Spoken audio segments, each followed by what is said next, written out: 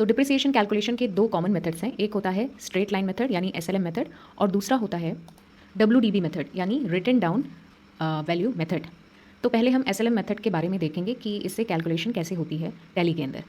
तो सबसे पहले मैंने टीडीएल को लोड किया, इसके बाद ऐड ऑन फीचर में मुझे जाना है और मेरे पास ऑप्शन है इनेबल डिप्रिसिएशन एसएलएम मेथड। ठीक है, दो ऑप्शन है, on day basis and on year basis.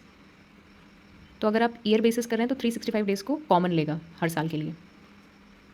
ठीक है, पर अगर आप डे बेसिस पे कर रहे हैं तो हर कैलेंडर में जितने दिन हैं, ठीक है, 366 दिन है तो उस हिसाब से कैलकुलेशन, 365 दिन है ईयर तो उसके हिसाब से कैलकुलेशन। तो सबसे पहले हम ऑन डे बेसिस पे चलते हैं। इस मेथड को मैंने सेट कर लिया। ठीक, हम सीधा गेटवे ऑफ टैली की स्क्रीन पे राइट हैंड साइड में दो बटन्स F8 F9, ठीक है, SLM old and new entry. सबसे पहले मैं एसेट्स की परचेज़ की एंट्री करती हूँ। 1 अप्रैल को मैंने एसेट्स की परचेज़ की एंट्री की। ठीक है, कोई भी एक एसेट्स हम लेते हैं, मान लीजिए प्लांट एंड मशीनरी। इसके अंदर देखिए रेसिडुअल वैल्यू हमें डालनी है। मैंने 5% डाली जो रूल के अकॉर्डिंग है। यहाँ प्लांट एंड मशीनरी की मान लीजिए वैल्यू 10 लाख मैंने डाली कि इतने की मैंने जो है परचेज़ की। पार्टी सेलेक्ट की मैंने यहाँ पे पार्टी, ठीक है, और इसी प्लांट एंड मशीनरी की मान लीजिए मैंने एक और एसेट परचेज़ किया, ठीक है, 30 जून को। उसकी वैल्यू है 5 लाख रुपीज़। ठीक है, 5 लाख रुपीज़ रेसिडुअल वैल्यू मैंने ऑलरेडी इसमें डाल रखी है। तो मैंने दो एसेट्स परचेज़ किए। ठीक है, अब इसकी एंट्री को अपडेट करना है according to SLM method company act. क्योंकि मैंने करंट ईयर्स में एसेट्स परचेज़ की है इसलिए मैं एसएलएम न्यू एसेट्स एंट्री के अंदर जा रही हूँ। अगर प्रीवियस ईयर का एसेट्स है या कंपनी सेलेक्ट की है और कोई ओपनिंग ऐसे कैरी फॉरवर्ड हो रहा है, ठीक है, तो एसएलएम कोड एसेट्स एंट्री में हम जाएंगे। फिलहाल हम न्यू वाले में जाते हैं। देखिए दोनों एसेट्स की डिटेल्स आ चुकी हैं जो मैंने परचेज़ की हैं। देख सकते हैं आप, दोनों की डिटेल्स आ जाएंगी, जिससे कि मेरा यहाँ पे डिप्रिसिएशन चार्ट बनेगा according to SLM act, company act, SLM method. सारी इन्फॉर्मेशन फीड हो गई है। 15 साल यूज़फुल लाइफ यहाँ मैंने दिया। ठीक है, एक्सेप्ट वाले बटन को आपने येस किया, ऑटोमेटिक अब इसकी एंट्री पोस्ट हो गई। नेक्स्ट में देखिए एक एंट्री पोस्ट हुई है। ठीक है, अभी पेंडिंग एंट्री दिखा रहा है सामने, इसको भी मैंने पोस्ट करना है। तो जितने भी एसेट्स परचेज़ की उनकी एंट्री अपडेट कर देनी है। ठीक है, तो चार्ट इस हिसाब से अपने आप अपडेट होगा। मैंने इसकी यूज़फुल लाइफ 15 साल दी। ये करने के बाद देखिए अब यहाँ पे आपको कोई भी एसेट्स नहीं बता रहा है। अब हम एसएलएम मेथड के चार्ट पे जाते हैं। देखिए पूरी डिटेल्स आ गई। एसेट का नाम आया, पार्टी का नाम, residual percentage, buying date, buying bill number, buying value. ठीक है, उसके बाद आ रहा है depreciation total till previous year, last year तक का जितना एसेट्स के ऊपर डिप्रिसिएशन कैलकुलेट किया उसको। ठीक है, उसको भी लेस करने के बाद डिप्रिसिएशन वैल्यू आपकी रेसिडुअल वैल्यू आ रही है। ठीक है, 5% जो आपकी बाइंग कॉस्ट है उसका 5% जो है वो 10 वैल्यू उसका रेसिडुअल वैल्यू है। यूज़फुल लाइफ इन ईयर्स 15 साल के हिसाब से नंबर ऑफ़ यूज़फुल डेज़ हो गए 5479। तो उसके बाद है डिप्रिशिएशन ऑब्लिक सोल्ड डेट। तो किसी मैंने एसेट सेल किए या यहाँ पे फीड किया तो उसकी डेट। ठीक है, करंट ईयर के नंबर ऑफ डेज़ कितने हैं, कितना यूज़ हुआ है उस एसेट्स का, वो डेट, नंबर ऑफ डेज़। ठीक है, उसके बाद डिप्रिसिएशन का जो फॉर्मूला होता है, डिप्रिसिएशन कैलकुलेशन ऑटोमेटिक होगी। ठीक है, उस फॉर्मूला के हिसाब से, और डिप्रिसिएशन वैल्यू में से लेस हो जाएगी। ठीक है, और लास्ट में ये डब्ल्यूडीबी आ जाएगी। जो बात ध्यान देने वाली ये है वो है कि डे बेसिस पे ये कैलकुलेट हुआ है। ठीक है, पर ये चलेगा मेरा ईयर के हिसाब से। देखिए मान लीजिए 366 दिन का ईयर है तो उस हिसाब से चलेगा। तो जैसे इस एसेट का यूज़ पूरे साल हुआ है तो 31 मार्च को 366 डे हुआ, लेकिन क्योंकि मैंने 30 जून को ये वाला परचेज़ किया तो इसका 276 डेज़ ही है डिप्रिसिएशन। ठीक है, ऑटोमेटिक आ गया। अब ये डिप्रिसिएशन ऑटोमेटिकली आगे कंटिन्यू चलेगा, हमारा चार्ट इस तरह बन जाएगा। अगर मैं पर्टिकुलर देखना चाहूँ कि 15 साल के हिसाब से 2023 प्लस 15 2039 हम ले लेते हैं, तो टोटल देखिए टाइम पीरियड आ रहा है इसका। ठीक है, asset first and asset second पूरा वेरिफिकेशन डिटेल्स के साथ में हमारे सामने आ जा रहा है। यहाँ एसेट्स फर्स्ट में परचेज़ किया पहला 10 लाख था। ठीक है, 15 साल का वैल्यू, रेसिडुअल वैल्यू 50,000। सेकंड के अंदर एसेट सेकंड 15 साल का वैल्यू, लास्ट में 25,000 होनी चाहिए, 25,000 ही लास्ट में आ रहा है। ये जो डिप्रिसिएशन है पर ईयर इक्वल अमाउंट में कैलकुलेट होता है, लेकिन यहाँ पे 366 दिन है तो उस हिसाब से। तो यहाँ पे आप देखिए जैसे नंबर ऑफ डेज़ जो है करंट ईयर में 366 हैं, तो उस हिसाब से इसकी जो करंट ईयर डिप्रिसिएशन वैल्यू है वो ठीक है 63,460। लेकिन वहीं जब नंबर ऑफ डेज़ जो हैं वो 365 हैं तो 63,227 वैल्यू है। तो ये ऑटोमेटिक उस हिसाब से डे बेसिस पे आप कैलकुलेट करें तो वैसा फिगर देगा। ठीक है, तो ये इस हिसाब से SLM मेथड से फिक्स डिप्रिसिएशन अमाउंट आ रही है। ठीक है, डेज़ के हिसाब से कोई भी चेंजेस नहीं है। तो दोनों एसेट्स की पूरी डिटेल्स आई है। अगर पर्टिकुलर एसेट्स की देखना है, पहला वाला जैसे मान लीजिए ये मैंने किया परचेज़, तो इस बॉटम बटन के थ्रू फिल्टर लगाया मैंने, दूसरे एसेट्स का लगाया, तो दूसरे एसेट्स का देखना है तो उसका लगाया। ठीक है, तो उसकी पूरी जो है वो डिप्रिसिएशन डिटेल्स मेरे सामने आ जाएंगी। अभी अपनी कैलकुलेशन के हिसाब से बराबर चलता रहेगा। ठीक है, तो इसकी रेसिडुअल वैल्यू लास्ट में रहेगी, बाकी सारा का सारा डिप्रिसिएशन जो है वो कैलकुलेट हो जाएगा इस तरीके से। अब ये फॉर्मूला कैसे लगा है, तो जो हमारा टोटल वैल्यू है, जैसे हम 1 अप्रैल को मैंने एसेट्स खरीदा 10 लाख की। ठीक है, उसमें से मेरा रेसिडुअल वैल्यू है 50,000, तो 9,50,000 का डिप्रिसिएशन मेरा 15 साल का है। इसको डिवाइड किया 5479 से, तो टोटल 15 साल के दिन 5479। ठीक है, तो जब मैंने डिवाइड किया तो पर डे का डिप्रिसिएशन 173.3893। अब जिस साल जितने दिन एसेट्स यूज़ हुआ उसका डिप्रिसिएशन चार्ज होता है। ठीक है, तो इंटू 366 तो 63,460 आया। नेक्स्ट ईयर में 365 डेज़ हैं, तो उसके हिसाब से ये ऑटोमेटिक कैलकुलेट होकर आ जाएगा डिप्रिसिएशन।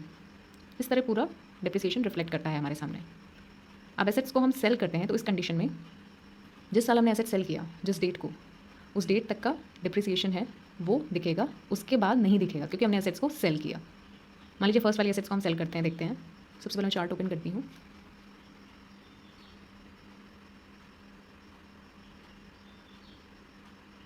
मान लीजिए इसको 31 मार्च, तो मान लीजिए 2030 में मैं इस एसेट्स को सेल करने जा रही हूँ। ठीक है, तो यहाँ पे सोल्ड एंट्री का ऑप्शन है, इस पर क्लिक करते हैं, फर्स्ट वाले एसेट को सेल करते हैं। सारी डिटेल्स आ चुकी।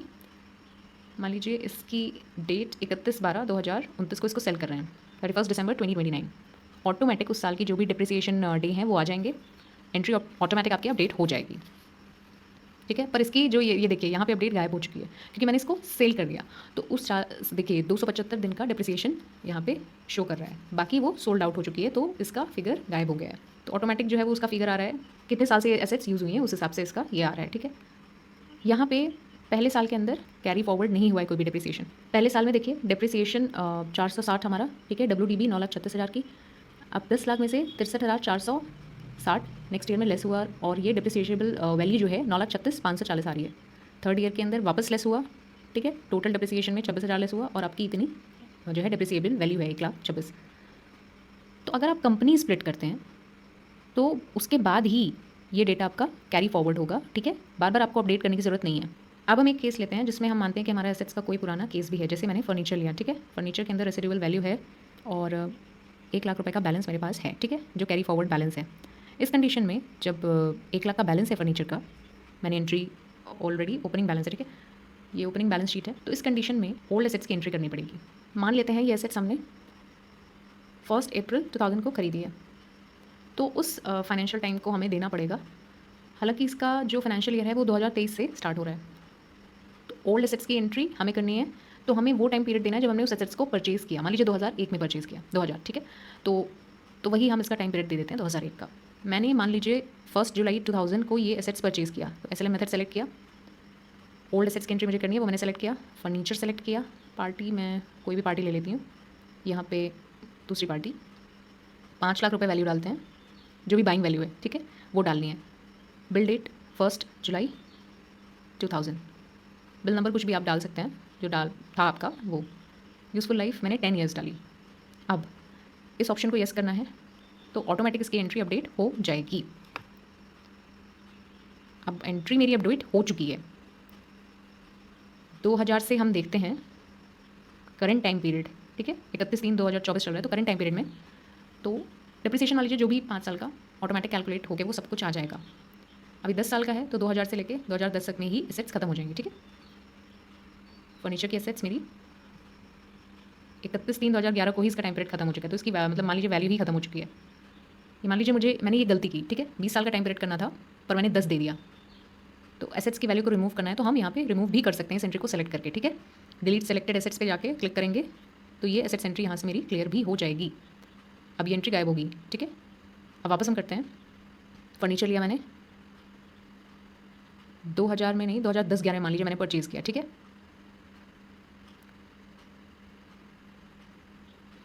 अब इस एसेट को 2011 में मैंने ख़रीदा SLM मेथड से। ये ऑप्शंस, पार्टी का नाम लिया, 5 लाख वैल्यू डाली, बिल डेट 1 जुलाई 2010, बिल नंबर डाला, 15 साल का टाइम पीरियड और इसकी एंट्री मैंने पोस्ट की। तो 2010 से मैंने डिप्रिसिएशन स्टार्ट किया और अभी तक का जो भी है वो वैल्यू ऑटोमेटिक आ गई है। 2010 से 15 साल तो कंप्लीट नहीं हुआ, ठीक है। तो यहाँ पे मैंने फर्नीचर परचेज़ किया और उसकी एंट्री 2010 की थी, तो वहाँ से उसका डिप्रिसिएशन पूरा SLM मेथड से कैलकुलेट करके इसने सामने ला के दे दिया। अब हम केवल इसी के एसेट्स की लेते हैं। मैं फ़िल्टर लगा के दिखाती हूँ इस पर्टिकुलर एसेट्स की पूरी डिटेल, पूरा चार्ट सामने आ जाएगा। टाइम पीरियड मान लीजिए खत्म होता है 2026 में, तो 2026 में पूरा टाइम पीरियड खत्म हो चुका है। पहले साल में 274 दिन का डिप्रिसिएशन। अब इसी तरह आपको पुराने एसेट्स की एंट्री करनी है, तो ओल्ड एसेट्स की एंट्री पे जाना है। वही आपको जिस साल में परचेज़ किया वो डेट देनी है, परचेज़ बिल को लेके उसकी एंट्री पोस्ट करनी है और फिर डिप्रिसिएशन चार्ज आगे कैरी फॉरवर्ड हो जाएगा। अभी करंट पीरियड में हम आते हैं। ये देखिए करंट पीरियड में खरीदे हुए एसेट्स हैं, तो डिप्रिसिएशन टोटल प्रीवियस ईयर कुछ भी नहीं आ रहा। लेकिन अगर हम इस एसेट्स को देखें तो 2010-11 में हमने खरीदी तो 5 लाख रुपए की बाइंग थी। अभी तक का डिप्रिसिएशन टिल प्रीवियस ईयर 4,03,740। इसकी डिप्रिशिएबल वैल्यू 96,260, जिसके ऊपर 366 दिन का डिप्रिसिएशन, ठीक है, 31,730 और करंट ईयर WDV 64,500, ठीक है, 30। तो ऑटोमेटिक वैल्यू कैलकुलेट होकर आ रही है। अभी हम सारा इसको मान लीजिए डिलीट करते हैं क्योंकि सारी एंट्री वापस ढंग से करनी है। मान लीजिए मैंने गलत एंट्री कर ली, तो क्लियर ऑल एंट्री पे क्लिक करके सब कुछ एक साथ हटा सकते हैं। पहले आप कंफर्म हो जाएं लेकिन कि ठीक है इसे हमें फाइनल डिलीट करना ही है, तब आप करें। तो इस तरह की पूरी एसेट्स की एंट्री के बारे में मैंने बताया। क्लियर ऑल मान लीजिए मैंने किया, तो जो एसेट्स मैंने परचेज़ की थी उसकी एसेट्स की रिकॉर्डिंग सब गायब हो गई।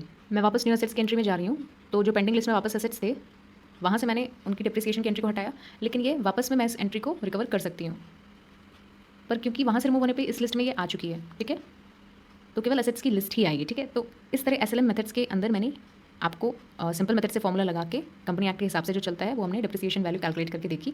अब अगर 365 ऑन ईयर बेसिस हम करते हैं तो 365 बेसिस पे ये चलेगा। अब इस एसेट्स की एंट्री मान लीजिए वापस हम 15 साल दे के करते हैं। दूसरी एसेट्स और हैं उसकी भी वापस एंट्री करते हैं 15 साल के टाइम पीरियड में। यहाँ पे आप डिप्रिसिएशन की वैल्यू जब देखेंगे इक्वल डिप्रिसिएशन आपको मिलेगा। पहले वाली एसेट्स का देखते हैं, पूरा इक्वल डिप्रिसिएशन कैलकुलेट होके आ रहा है, कहीं भी वैल्यू चेंज नहीं नज़र आ रहा। इसके बाद दूसरी एसेट्स हम लेते हैं तो आपको इक्वल डिप्रिसिएशन मिलेगा। 365 दिन की कैलकुलेशन के हिसाब से बराबर ये चलता रहेगा। तो यहाँ आपकी जो डिप्रिसिएशन की जो एक्चुअल कैलकुलेशन है उसके हिसाब से टैबुलेट करके पूरा आपको सामने ला के देगा। तो ये था SLM मेथड से depreciation calculation through the company act. Hope आपको ये समझ में आया होगा and you like the video. Thanks for watching.